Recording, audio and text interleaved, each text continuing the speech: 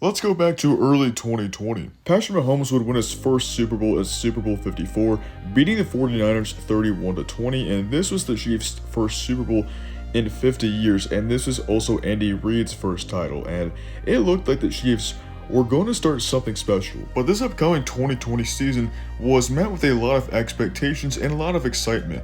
In 2019 MVP Lamar Jackson, how is he going to bounce back? Is he going to lead the Ravens to a Super Bowl this time? Are the Chiefs going to be dominant again? Are the 49ers going to bounce back? So many questions to be asked, but most importantly, the Patriots dynasty looked like it was going to be over, and that might have been the best part about it. But the 2020 season was going to be exciting and fun, but 2020 would end up being one of the weirdest seasons we would ever see in NFL history. With the rise of that certain virus, I'm still not sure if I can say it on YouTube, but with the rise of this virus, it would send shockwaves across the sports world, suspending the NBA until the end of July, canceling college baseball, and the biggest blow to me and many other fans across the country was canceling March Madness, and I don't think I'll ever get over that. Because of this pandemic, the NFL would have to play games without fans, most stadiums not having full capacity, with some stadiums having about 1,000, 10,000 people, and this will never not be strange. Every time I watch a game from 2020, it's just so weird to look at, and at the time, it was incredibly weird and didn't even feel right at all. But this, along with many other things, is what made the 2020 NFL season one of the strangest in NFL history. Of course, you can't talk about the 2020 NFL season, let alone any NFL season past 2000, without mentioning Tom Brady. And Tom Brady made the 2020 NFL season a whole lot stranger. From 2001 to 2019, Tom Brady led arguably the greatest dynasty in NFL history with the New England Patriots, as he won 6 Super Bowls and 3 MVPs and took the Patriots to 9 Super Bowl appearances. And again, like I said, arguably the greatest dynasty in NFL history. And if it's not in NFL history, well, it's without a doubt the greatest dynasty in the Super Bowl era. So seeing Tom Brady in anything else but a New England Patriot jersey was going to be incredibly weird, but on March 17th, 2020, Tom Brady signed with the Tampa Bay Buccaneers, and people saw Tom Brady going away from the Patriots for like the last 2 months up to that point. But still, seeing the greatest player in NFL history be on a different team was definitely going to be hard to get used to. In New England, though, the Patriots would sign Cam Newton as their short-term replacement for Tom Brady, and it wasn't as strange seeing Tom Brady in a Buccaneer uniform, but it was weird seeing Cam Newton in nothing but a Panthers uniform. But anyway, how did the Patriots do in their first year without Tom Brady? Well, they would go 7-9, and it was strange. Okay, I'm gonna have to stop using that word because I'm really gonna overuse it. It was weird to see the Patriots be 7-9, but it was also refreshing at the same time to see that the Patriots were no longer a threat in the NFL. These two weren't the only crazy quarterback signings this offseason, as Philip Rivers would sign with the Indianapolis Colts on a 1-year deal, and he would leave the Chargers after a very successful 16 seasons with them, which is 1 year for every kid he has. To replace Philip Rivers as the quarterback of the Chargers, they would go ahead and draft Justin Herbert 6 overall from Oregon in this year's draft, and you couldn't ask for a better replacement than Justin Herbert, as he would have a phenomenal rookie season in 2020, such a good year that he would win Offensive Rookie of the Year. The way Justin Herbert got his first NFL start, though, is one of the strangest ways I've ever heard of this happening, as in week 2, Justin Herbert would take Tyrod Taylor's place because Tyrod Taylor would accidentally get his lung punctured before the game. I've never heard that happen before, and I've never heard that happen since, and it's incredibly unfortunate for Tyrod Taylor because week 1 he didn't do too bad and he could have had a decent season for the Chargers. But I mean, even then, Herbert was going to start eventually. The other 2 main quarterbacks from this draft was Joe Burrow and Tua Tagovailoa, and we'll focus on Joe Burrow first, as through 10 games, he was putting up a very productive season for a rookie. However, tragically, his season would end on week 11 when he would tear his ACL. The other main quarterback was Tua, and he was drafted 5th overall by the Dolphins, and he wouldn't start until midway through the season, and that whole story is weird in itself, but in 10 games, he threw 11 touchdowns, 5 interceptions, and 1,814 passing yards. Not a bad rookie season at all, and he almost led the Dolphins to a playoff. doesn't sound right. He almost led the Dolphins to the playoffs. However, they lost in the final game of the season to the Bills. By far, one of the craziest things about this season, though, was the Washington football team. If you remember anything about 2020 in general, I'm not going to get into it, but there's a lot of racial stuff going on, and people didn't like the Washington Redskins football name, and so the Washington football team decided to change their name, to the Washington football team. I mean, at least during that time, we could have changed it to something else, but no. For 2 seasons, they were the Washington football team, and it made it really weird to watch games. The Washington football team in 2020 would finish 7-9, a big improvement from being the second worst team in the NFL the year prior. However, just at 7-9, they would win the NFC East and clinch a playoff berth, and this was just only the second time a 7-9 team clinched a playoff spot. This NFC East was terrible this season. Just look at this division, man. 7-9, 6-10, 6-10, and then 4-11-1. One of the worst divisions in NFL history has the chance to be the worst division in NFL history. I made a video about it in October of 2023, but that video needs an update. It's not that great of a video, but yeah, one of the worst divisions in NFL history. Keeping it in the NFC East, one of the reasons why the Eagles were so bad this season was because of Carson Wentz. The guy who was an MVP candidate just 3 seasons ago turned into one of the worst quarterbacks this season, as in just 12 games he had 2,620 yards, 16 touchdowns, and an atrocious 15 interceptions. It got so bad for Carson Wentz that in their Week 13 game against the Packers, he was replaced by second-round rookie Jalen Hurts. I don't know who he is. I wonder what he's up to today. Staying in the NFC East, the complete opposite of Carson Wentz happened in 2020 as well, as Dak Prescott through 5 games had 9 touchdowns and 4 interceptions. However, he was having an historic 1,856 passing yards, and if he stayed healthy, he might have been on pace for 6,000. However, he had a tragic ankle injury in Week 5 against the Giants, and the Cowboys season was pretty much over from that point on. Also this season, Trace McSorley, a backup quarterback of the Ravens, suddenly turned into the greatest player of all time. I'm not sure if you remember that. There's a whole song about Trace McSorley.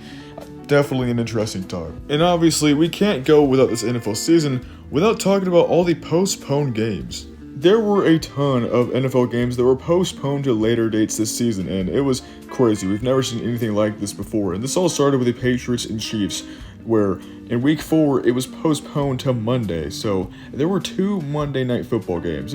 Now the Patriots-Chiefs game was ahead of the Monday Night Football game, but still, it was really weird to see. In total, there were 15 games postponed this NFL season due to COVID-19, which we will never see again. The craziest example of a postponed game came in Week 12 when the Ravens and the Steelers were supposed to play on Thanksgiving, but they had so many guys impacted with COVID that they decided to push it back to the next Wednesday, where the Steelers won 19-14, and the Ravens were so cooked with quarterbacks that they had to play the guy Trace McSorley. It definitely was weird seeing games played on Tuesday and twice on Monday or Friday, Thursday, whatever, but it was pretty cool to see football played almost every day of the week. Speaking of the Steelers, they were one of the weirdest parts about this season, as through the first 11 games, they would have an 11-0 start, which it blew everyone's minds, as this is one of the best starts an NFL team has ever had to start off the season. Now, the Steelers were projected to be a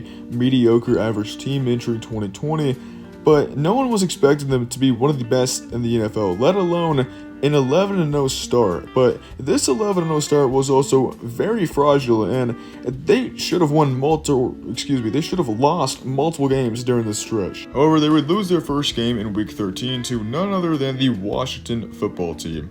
Shout out Alex Smith, by the way. That's all for the regular season talk. Let's go to the postseason. The Ravens would beat the Titans 20-13, getting the revenge from last year's playoffs. The second-seeded Bills would squeeze out a victory against the Colts 27-24, and the Bills were a shocking team this season, led by third-year breakout player Josh Allen, who finished second in MVP voting, and newly acquired Stephon Diggs. This was also the Bills' first playoff win in 25 years. Same exact thing with the Browns. The Browns are a completely different story because they were the worst team in the NFL since they rejoined the NFL back in 98-99, one of those seasons, and they finally got their first playoff win in 25 years, beating their division rival, the Pittsburgh Steelers, who really just fell off a cliff after that football team loss, and the Browns beat them 48-37. In the next round, the Bills would beat the Ravens in dominating fashion, 17-3. And the Chiefs would barely beat the Browns 22-17, despite the fact that Patrick Mahomes didn't play for a big portion of the game as Chad Henne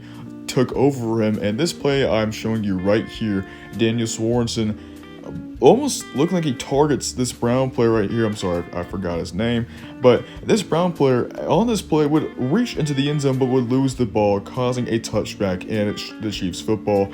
And people talked about this play. It was a pretty controversial play after the game, but sadly it didn't affect it affected the outcome, just not in the Browns' favor. And then in the AFC Championship, the Chiefs would beat the Bills 38-24, advancing to their second straight Super Bowl and looking to become the first team to repeat since the Patriots did it in 03 and 04. And we got this iconic shot from Stephon Diggs where he stared at the confetti with the Chiefs celebrating the AFC Championship, and everyone thought, man, this breakout Bills team is going to be a problem in the AFC. And then they turn out to not even make it to the Super Bowl. So who would the Chiefs play in Super Bowl 55? Well, let's figure that out. Let's start off in the wildcard round where the Bucs barely beat the Commanders. Wow, I'm still not used to it. The Bucs would barely beat the football team 31-23. Now this game is really interesting because the football team rolled out their fourth string quarterback, Taylor Heineke, who actually balled out and kind of made a few-year run after this game. The Saints would smoke the Bears 21-9 in their game, and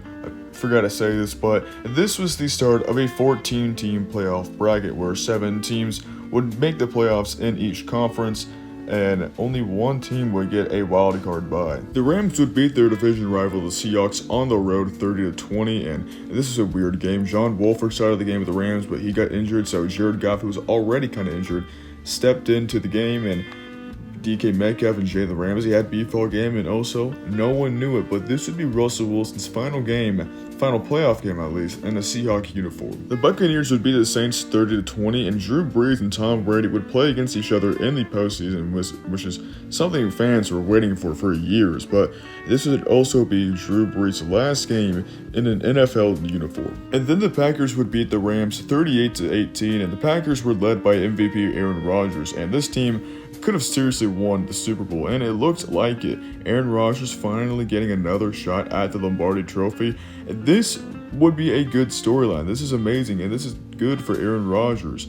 And this would also be the last time Jared Goff would play in a Rams uniform. And then in the NFC Championship, the Bucs would beat the Packers 31-26 to move on to Super Bowl 55. So we have Super Bowl 55. On one hand, you have a team, the Kansas City Chiefs, who just finished 14-2, looking to become the NFL's next dynasty. Back-to-back Super Bowl appearances led by the young new face of the NFL in Patrick Mahomes. If they win this game, it's going to be a passing of the torch moment from Tom Brady to Patrick Mahomes, but it will also set up the Chiefs as the next dynasty of the NFL. And then you have the Tampa Bay Buccaneers, who up to this point hadn't made the postseason since 2007, which was 13 years up to that point, and they were poverty. But then Tom Brady joined them and completely turned this franchise around. And if they win the Super Bowl, it would only be their second in franchise history. But for Tom Brady, it would be his 7th in his career, which would put him above any other NFL team,